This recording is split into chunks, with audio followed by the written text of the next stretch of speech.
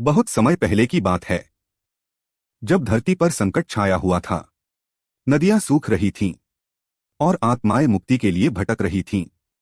स्वर्ग में बहती थी एक दिव्य धारा गंगा, पवित्र, शक्तिशाली और असीम। तभी एक राजा उठता है, भगीरथ। अपने पूर्वजों की मुक्ति के लिए वह सब कुछ त्याग देता है और तपस्या में लीन हो जाता है। साल बीत जाते हैं।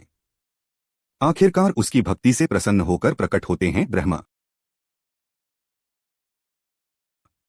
वे कहते हैं, गंगा पृथ्वी पर आएंगी, लेकिन उनका वेग पृथ्वी सहन नहीं कर पाएगी। अब सवाल था, कौन रोक सकता है इस प्रचंड धारा को? तभी भगीरथ पुकारता है महादेव को, भगवान शिव। घोर तपस्या के बाद शिव प्रकट होते हैं और कहते हैं, मैं गंगा को संभालूंगा। फिर वो क्षण आता है। गंगा अपने गर्व के साथ आकाश से पृथ्वी की ओर गिरती हैं, लेकिन शिव अडिग खड़े रहते हैं और अगले ही पल वे गंगा को अपनी जटाओं में समा लेते हैं। गंगा का अहंकार टूट जाता है।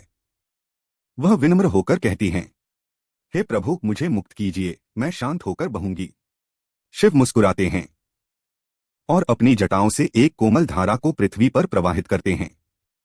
भगीरथ आगे आगे चलते हैं और गंगा उनके पीछे। आखिरकार वह पवित्र जल उनके पूर्वजों को मोक्ष दिलाता है।